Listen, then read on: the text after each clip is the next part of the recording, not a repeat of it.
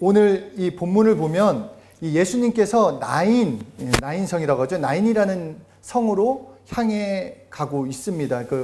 이 나인성은 지도를 보면 이게 이스라엘 지도인데 이거를 좀 더 집중해서 보면은 그 이스라엘 북쪽 갈릴리 지역에 있습니다. 그러니까 다음 사진을 보여주시면, 네. 지금 갈릴리 바다 아래쪽에 나인이라고 보이시죠? 나사렛 아래 나인. 그러니까 이 바로 직전의 사건이 뭐였냐면 가버나움, 저기 갈릴리 바다 끝쪽 저 위쪽에 이제 가버나움이 있습니다. 이 가버나움에서 그 백부장 하인을 고치시고 이제 나인성을 향해서 이제 걸어가고 계셨습니다. 이 나인 성문에 이르렀을 때, 그러니까 가버나움에서 사람을 고치고 이렇게 오니까 수많은 제자들뿐만 아니라 수많은 사람들이 예수님을 쫓았어요. 예수님을 쫓아왔어요. 그리고 이제 그렇게 나인 성문에 가까이 이르렀을 때 반대쪽에서는 다른 행렬이 오고 있었습니다. 그러니까 나인 성 쪽으로는 예수님의 그 행렬이 오고 반대쪽에서는 어떤 행렬이었냐? 장례 행렬이 그 성문 바깥으로 향하고 있었다라는 것입니다. 그 장례 행렬은 그냥 장례 행렬이 아니라 바로 성문으로 빠져나가고, 그러니까 과부의 아들이 죽은, 그냥 장례가 아닌 과부의 아들이 죽은 것입니다. 남편도 죽었는데 이제 아들까지, 하나밖에 없는 아들까지도 죽었다라는 것입니다. 그 여인의 심령이 어떻겠냐라는 거예요. 여인의 심령. 그러니까 그 마음이 얼마나 무너졌겠냐. 울고 또 울었지만 그 눈물이 마르지가 않았어요. 계속 울면서 그 행렬을 따라가고 있습니다. 자, 한번 생각해 보세요. 이제 예수님의 행렬이 이렇게 오고 그 과부의 그 죽은 아들의 그 행렬이 이렇게 올 때, 그 딱 마주쳤을 때 예수님이 그 과부를 보십니다. 그 과부를 보시고 과부에게 다른 말씀하신 것이 아니라 한 말씀을 하세요. 울지 마라. 그 과부를 향해서, 그 슬픔에 빠져 있는 그 과부에게 울지 마라라고 말씀을 하고 있습니다. 마찬가지로 오늘 우리에게 하나님이 하고 싶은 말씀은, 슬퍼하고 있느냐, 고통 가운데 있느냐, 힘든 자가 있느냐, 네, 울지 마라. 내가 위로하기 원한다 라고 말씀해 주고 계십니다. 우리는 단순히 인간끼리 야 괜찮아, 야 어렵지 힘들지, 이 시간만 지나면 괜찮을 거야, 그런 위로가 아니라 진짜 생명의 위로. 어떻게 위로하셨나? 아들을 다시 살려주셨어요. 아들을 다시 살려주셨습니다. 누가복음 7장 14절에 가까이 가서 그 관에 손을 대시니 맨 자들이 서는지라. 예수께서 이르시되 청년아 내가 내게 말하노니 일어나라 하시매, 예수님의 말씀에 그 죽었던 그 아들이 일어났어요. 그리고 예수님은 그 일어난 청년을 다시 과부에게 돌려줍니다. 그러니까 그 과부의 눈물은 기쁨이 되었어요. 그리고 그의 슬픔은 춤이 되었다라고 말씀하고 있습니다. 아까 나인 지역의 그 원뜻, 나인이라는 그 뜻이 즐거움이라는 뜻이에요. 즐거움. 그런데 이전까지는, 예수님 만나기 전까지는 그 과부에게는 즐거움이라고는 없었어요. 나인성에 살고 있었지만 그에게는 기쁨이나 즐거움이 없었지만 예수님을 만나자 눈물이, 슬픔이 기쁨이 되고 즐거움이 됐다라는 것입니다. 이렇게 과부를 예수님은 위로해 주셨고, 이처럼 예수님은 힘든 상황 가운데, 그리고 염려와 걱정이 몰려오는 환경 가운데 놓인 우리를 위로하기를 원하신다라는 것입니다.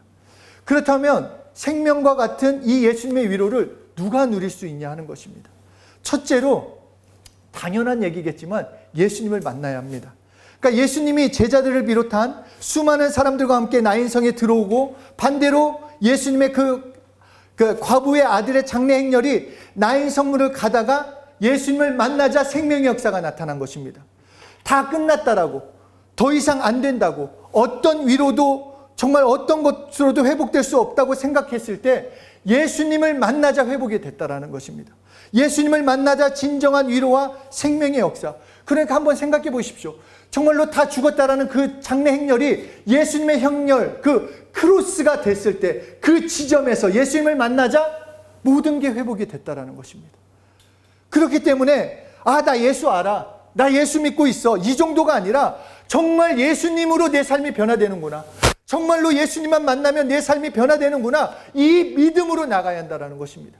나의 어떤 믿음이 아니라, 내가 예수님을 어떻게 믿고 있느냐가 아니라, 예수님을 믿으면 예수님을 붙들고 사는 것이 바로 사는 길이고, 예수님을 만나야 내 삶은 변화된다라는 그 간절함, 그 갈급함으로 살아야 한다는 것입니다. 그리고 두 번째, 예수님을 만났다라고 한다면 지금 내 자리에서 멈춰야 합니다. 누가복음 오늘 본문 7장 14절에 가까이 가서, 그러니까 예수님께서 가까이 가서 그 관에 손을 대시니 맨 자들이 서는지라. 그러니까 서야 해요. 멈춰야 한다라는 것입니다. 하나님께서 모세를 부르실 때도, 여호수아를 부르실 때도 그 가나안 임성하기 전에 이거 하나님의 사자가 얘기를 합니다. 너 신을 벗어라. 야, 너 그 땅은 거룩한 땅이야. 네가 신고 있는 신을 벗어 라고 얘기를 하세요. 그러니까 당시 풍습을 생각해 보면 신을 벗는다라는 것은 권리를 포기한다라는 것입니다. 그러니까 내가 가지고 있는 권리, 지위 같은 것들, 내가 생각했던 것, 하나님 앞에서의 나의 생각, 나의 소원, 나의 판단, 나의 집착을 버린다라는 것입니다. 그냥 내 감정, 내 생각, 내 염려로 채워졌던 그 자리에 예수님의 말씀이 들어갈 수 있도록, 그냥 예수님 만나고 나서 내 멋대로 사는 것이 아니라, 내 원하는 대로 사는 것이 아니라, 예수님을 만났고 예수님을 살기 원한다면 잠시 멈춰서서, 하나님은 뭐라고 말씀하시지? 하나님이 나에게 주시는 말씀이 무엇이지? 여전히 나의 욕심, 나의 그 모든 것을 버리고 내 자리에서 멈추고 채우는 시간을 가지라는 말씀입니다. 한 목사님께서 교회에 물질적인 어려움이 생겨서 교회 장소를 빼줘야 하는 상황이 됐어요. 이제 이 장소를 빼줘야 하는 상황이에요. 사방으로 돌아다니고 많은 사람들에게 연락했지만 어디서도 도움을 받을 수가 없었어요. 그래서 이제 모든 것을 포기하고 이제는 끝났구나 하는데 갑자기 딸아이가 생각이 난 거예요. 그 바쁘게 다니는 몇 개월 동안 딸아이를 이렇게 돌보지를 못했어요. 그러니까 물론 부인은 있었지만 이 딸아이랑 놀아주지도 못하고 뭔가 그렇게 해서 그래 뭐 이렇게 다 됐는데 딸아이라도 좀 챙겨줘야겠다 이런 생각을 가지고 딸이 좋아하는 그 떡볶이를 먹기 위해서 시장에 갔다고 합니다. 이제 시장에 갔는데 뭐 여전히 마음 가운데 그 염려랑 걱정이 있으니까 뭐 시장에 뭐가 들어오겠습니까? 그냥 모든 게 이제 싫고 다 이런 상황이 있었는데 이 한참을 그렇게 걷다가 갑자기 허전한 마음이 드는 거예요. 이 손이 허전한 거예요. 조금 전까지 잡고 있었던 그 딸아이의 손이 없는 거예요. 딸이 어디 갔지? 그래서 막 누구야 하면서 미친놈처럼 다녔다라는 거예요. 막 시장 쪽부터서 쪽끝까지 계속 정말 1분 그 지나가는 게 막 몇 년이 지나가는 것처럼 너무 힘들었다는 거예요. 그렇게 찾아 헤매다가 결국은 시장 한 골목에 울고 있는 딸아이를 찾았습니다. 그 딸아이를 찾자마자 어떻게 했을까요? 그냥 가가지고 엉덩이를 그냥 세게 때렸대요. 야, 아빠가 뭐라고 했어? 너 잊어버리면은 그 자리에서 아빠를 찾으라고 했지. 네가 왜 돌아다녀? 네가 나 아빠를 왜 찾아다녀? 그냥 그 자리에서 멈춰서서 아빠만 부르면 된다는데 왜 움직여서 우리 잊어버리게 만들었냐고 막 그 아이를 때리고 울면서 아이를 안고 말을 하는데 갑자기 하나님께서 자신에게 말하는 것 같았다는 거예요. 야, 김 목사, 내가 그 자리에 있으라고 했잖아. 너 나만 찾으라고 했잖아. 헤매지 말고 나를 부르라고 했잖아. 그러면서 그 목사님께서 자신이 하나님을 찾지 않고 하나님의 일하심은 기대하지 않고 자신의 힘, 노력, 경험으로만 그 문제를 해결하고 했던 것이 떠올랐다는 것입니다. 그래서 교회로 돌아가 회개하고 하나님을 찾으면서 기도했는데 그 이후에 정말로 하나님이 하셨다라고밖에 설명할 수 없는 그 놀라운 일들이 일어났다라고, 정말로 그 교회를 완전히 회복시켜 주셨다라고 그렇게 간증을 한 것을 들었습니다. 바로 내 신을 벗는 것처럼 지금 내 자리에 멈춰야 돼요. 내가 아무리 급해도, 내 마음이 아무리 정말 이 뭔가 두렵고 염려가 있을다 할지라도 그것이 말씀으로 채워질 때까지, 그것이 믿음으로 생길 때까지, 그것이 평안으로 채워질 때까지, 기대와 소망으로 채워질 때까지 멈추는 것입니다. 내 인생 내가 그리는 것 아닙니다. 내 인생의 삶 정말로 내가 계획한 대로 이루어지는 것이 아니라 하나님이 내 인생을 그려가실 수 있도록 맡겨드려야 합니다. 하나님의 말씀으로 채우는. 그리고 셋째로는 그 말씀에 채워졌다라면 일어나야 한다는 것입니다. 말씀으로 일어나야 합니다. 하나님께서는 분명히 말씀하십니다. 하나님의 말씀을 기대하고 하나님의 말씀을 듣고자 하시면 분명히 하나님은 말씀하십니다. 오늘 본문에 예수님은 과부의 아들에게 이렇게 말씀하십니다. 청년아, 내가 내게 말하노니 일어나라. 오늘 우리에게도 말씀하시는 것, 두려워하고 염려하고 어떻게 해야 할지 모르는 우리에게 청년아, 내가 내게 말하노니 일어나라. 저는 이게 읽어봤다고 생각했는데 이 구절이 막 우리 다음 세대들에게 하는 말씀과 같았어요. 야, 일어나. 청년의 시기가 어느 때보다 어렵지 않습니까? 제가 며칠 전에 그런 얘기를 들었어요. 코로나 시기를 겪으면서 서울대를 간 학생들 중에 한 60%가 그 우울증에 빠져 있다라는 거예요. 우울증에. 뭘 해야 할지 아무런 의욕도 없고 아무런 소망도 없고 정말 무기력하고 정말 이런 때 예수님께서 말씀하시는 거, 청년아, 다 끝난 것 같고 아무것도 할 수 없고 죽은 것처럼 미래가 어둡게 보인다 해도 끝은 아니라, 왜냐? 내가 내게 말하노니 일어나라. 너 일어날 수 있다. 다시 시작할 수 있다. 너 믿음으로 살 수 있다. 울 수밖에 없는 우리의 손을 잡아주시고 일으켜 세워주신다라는 것입니다. 그렇기 때문에 예수님이 일어나라고 하셨기 때문에 일어나는 것은 내가 해야 돼요. 일어나는 것은. 결국은 예수님께서 모든 것을 행해 주셨기 때문에 자포자기하는 것이 아니라 일어나서 믿음의 발걸음을 내가 걸어야 한다는 것입니다. 그때 눈물도 씻겨주시고 위로도 해주시고 기쁨을 주시는 것을 우리는 누릴 수 있는 것입니다. 물론 우리가 믿음으로 걸어갈 때 모든 환경이 갑자기 잘 되면 좋죠. 오늘 이런 말씀을 듣고 결단을 하고 이제 그래 일어서야지 나아갔는데 상황은 그대로야. 형편은 그대로야. 여전히 내 앞에는 상황, 어려운 가운데 그대로 있을 수 있습니다. 그런데 분명한 사실은 무엇인가? 하나님은 절대로 우리의 눈물이 눈물로 끝나지 않는다고 하신다는 것입니다. 그냥 눈물로 끝나는 것, 너의 실패로 마무리 짓는 것이 아니라 죽음으로 끝나지 않고 기쁨과 생명으로 만들어 주시겠다라는 것입니다. 그래서 로마서 8장 28절에 이렇게 말씀하십니다. 우리 함께 로마서 8장 28절 함께 읽도록 하겠습니다. 시작.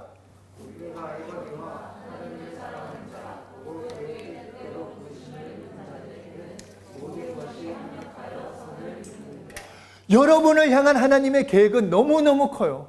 내가 생각했을 때 몇 년 후에 뭐가 되고 몇 년 후에 뭐가 되고 나는 이렇게 되고 우리의 계획을 있을지라도 하나님은 그것과 비교할 수 없는 나를 향한, 여러분들을 향한 큰 그림을 갖고 계세요. 그러니까 우리는 지금 상황만 가지고 판단할 수 없다는 것입니다. 지금 좀 힘들다라고 내 인생은 지금 어려워, 내 인생은 끝났어, 내 인생은 이렇게밖에 안 돼, 이렇게 판단할 수 없다는 것입니다. 왜냐하면 하나님께서는 모든 것을 합력하여 선을 이루시기 때문입니다. IMF 때 저희 집도 쫄딱 망했어요. 저라고 기도하지 않았겠습니까? 저라고 예수 이름 안 불렀겠습니까? 그렇잖아요. 우리 집 어려웠을 때 왜 안 불렀겠습니까?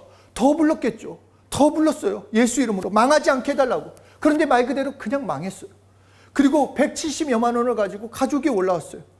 그 상황 정말 좌절하고 포기할 상황이었는데 정말 하나님께 예배드릴 때마다 성경 공부할 때마다 하나님께서 위로를 주셨어요.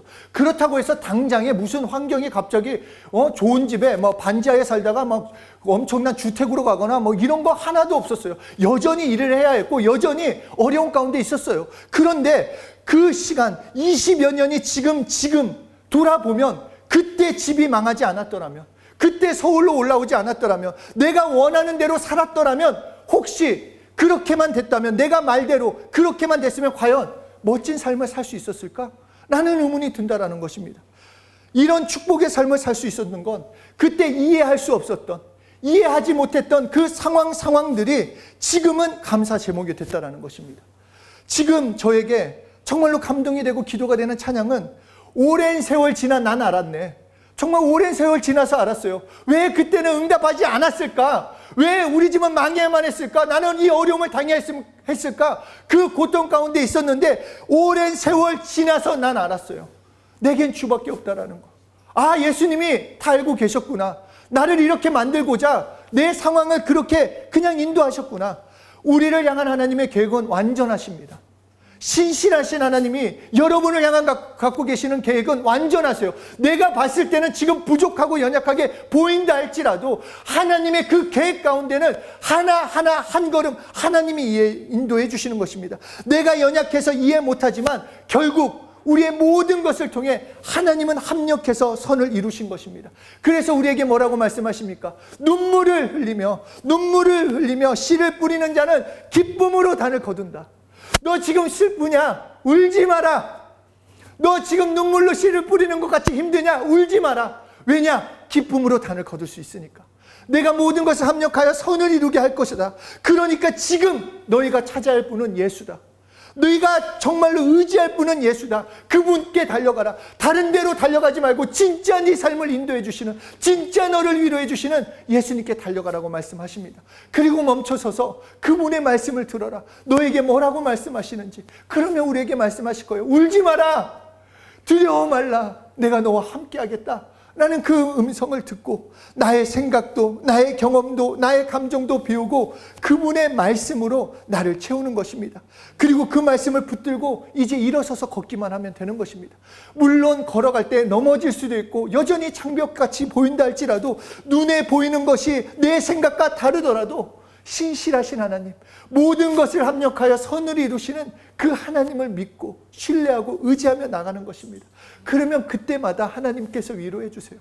하나님께서 결국 모든 것을 합력하여 선을 이루어 주시는 것을 우리는 경험할 수 있습니다. 울지 마라. 울지 마라. 나의 눈물을 기쁨으로 바꿔주십니다.